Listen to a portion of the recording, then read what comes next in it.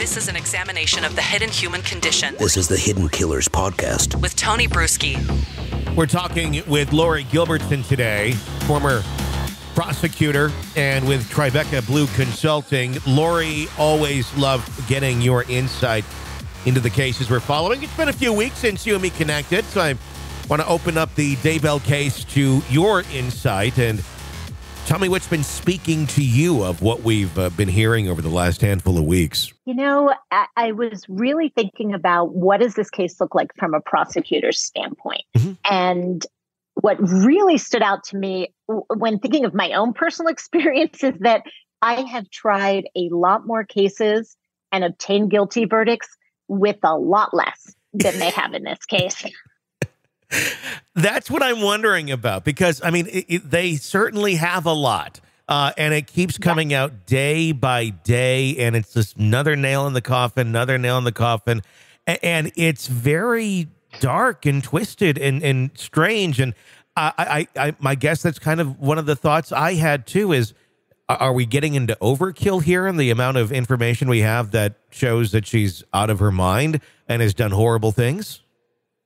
Yeah, you know, we're laughing a little bit, and I certainly don't mean to make light of it because, you know, two children are dead in a completely horrific way. And when you look at a case as a prosecutor, you look at the evidence you have, and when you're asking about overkill, you know, one of your really important jobs as a prosecutor is to make the jury's job that they're there to do, to find the facts, and to really be able to see them clearly. You want to make their job as easy as possible. So part of a prosecutor's, you know, real responsibility here is curating that evidence and presenting it in a way that makes it easy for the jury, you know, so not overwhelming them with kind of a fire hose of everything they have, but really putting it together in a way that can fit well, that can put that puzzle together for them so that when they go back into the jury room, it is really clear and coherent and concise for them. And so you do sometimes end up with issues when you have almost too much evidence. Yeah. And what do you do then? I don't think in this case that the prosecution is doing anything wrong in any way with the evidence that they have. I think they are presenting it in a pretty clear and coherent way for the jury. And it doesn't look to me like it has reached any kind of point of overkill or too much emphasis on things that they should not be emphasizing. That's one of the things I was wondering as I was listening to the trial coverage, and we play it here every single day. There's moments in there where it's like your eyes can glaze over because it gets very technical.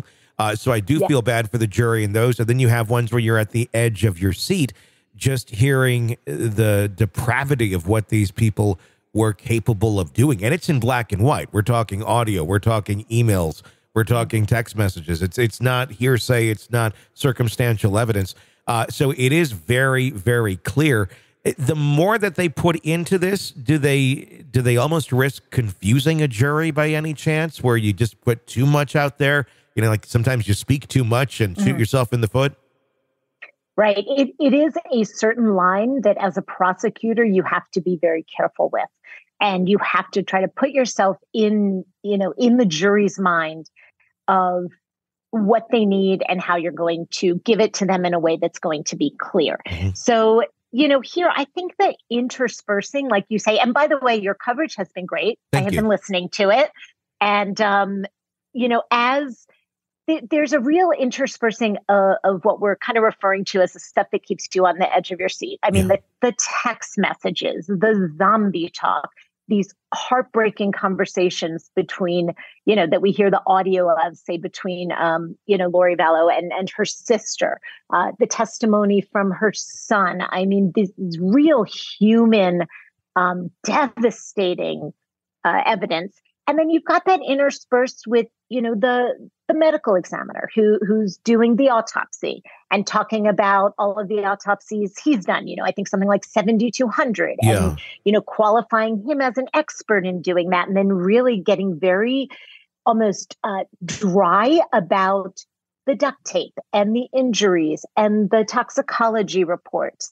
And so I think, you know, the prosecutors are really, I think, making an effort to intersperse that kind of real physical important evidence that maybe a little drier with the really emotional stuff so that the jury gets a break between the two.